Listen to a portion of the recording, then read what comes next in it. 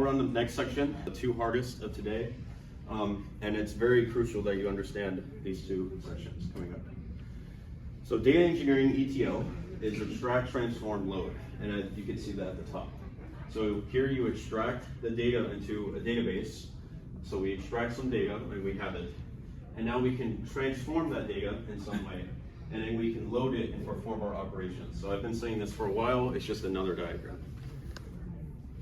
Introducing Apache Spark and AWS Glue. So Apache Spark is just an open source computing device just meant for big data, but Glue takes us a step further and makes it, it can actually handle more data. And it's an Amazon service. So there's a bunch of use cases. You can go through them on your own, but I can't explain in depth on each one. But today we are creating an ETL workflow, and we are going to use that for machine learning later. Yeah. What's the meaning of ETL? Extract, transform, load. This slide. So AWS Glue job, it's the ETL operations. So we are going to extract the data from S3 or some storage. So anything, some data is stored here. We extract it, move it to our Glue ETL job, transform it, and load it somewhere else. It's the same exact slide, but different services. So AWS Glue ETL jobs, it's performing the ETL operations. It's going to require a source and a target, and how we define these transformations could be through a console, or it could be through a script or notebook. Today we are going to be looking at a notebook, and it's going to define our ETL operations. So we're going to have to define a data source to extract from, and then we're going to define our transformations, and then we're going to have to load it somewhere else.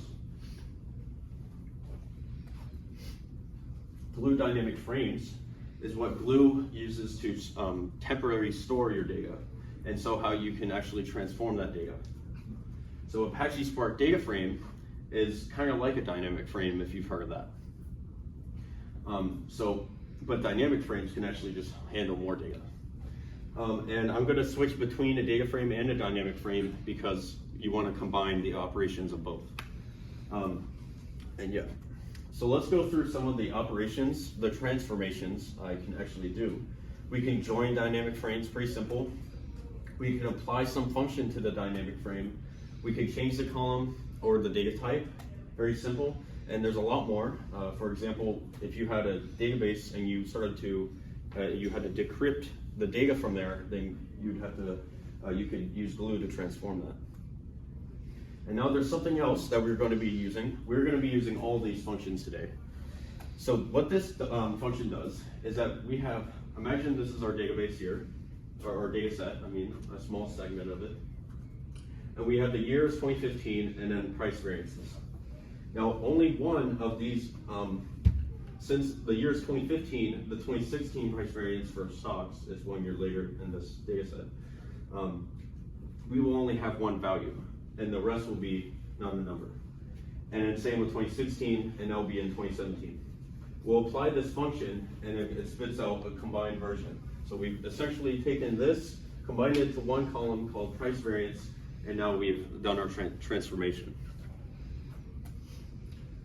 All right, so I'm going to go through ETL again, but this is a better explanation overall. So we have our data, and then we transform it with our notebook, with a bunch of functions, and there's more than that. And then we spin up, which we don't understand, like we don't see it, I mean. Glue has multiple workers. And workers is what is actually transforming the data.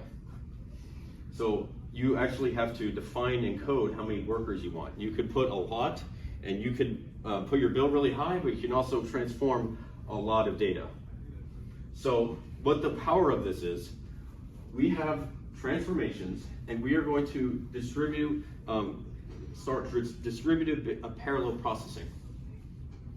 So what that means is, we can now, instead of just processing at most 1 million rows of data on your local computer, we can now essentially take 1 billion rows of data, for example, and transform it and then load it somewhere else.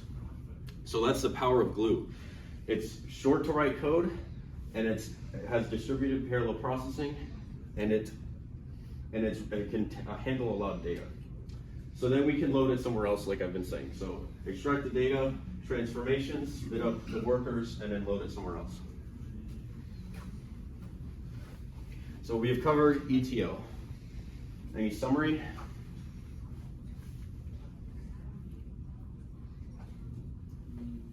I remember that ETL uses dynamic frames to store temporary amounts of data and are better because they can handle a lot more amounts.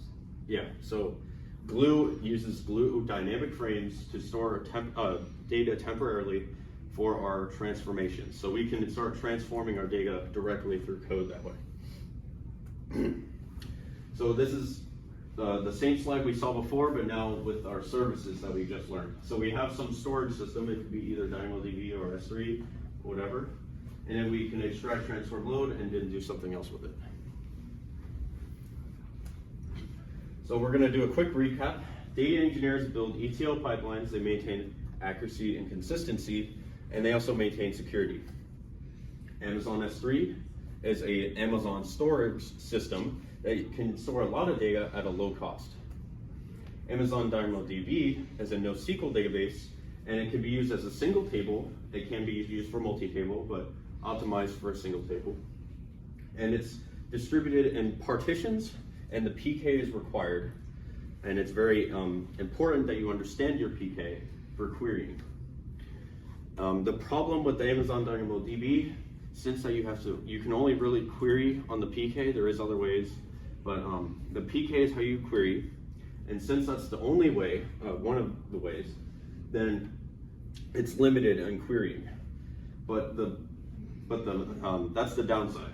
But what's really powerful here is that at a cheap rate, we can store a lot of data, a lot of transactional data, and really fast allocate space on partitions. And it uses PartyQL for querying. AWS Glue, that's the extract, transform, load service. It's using Apache Spark under the hood. And you can use a Glue script or a notebook to define a source and a target. Within here, you define the operations through a script, and you use the Apache Spark data frames to actually temporarily store that data, or a dynamic frame. The Amazon services listed all are requiring computational power.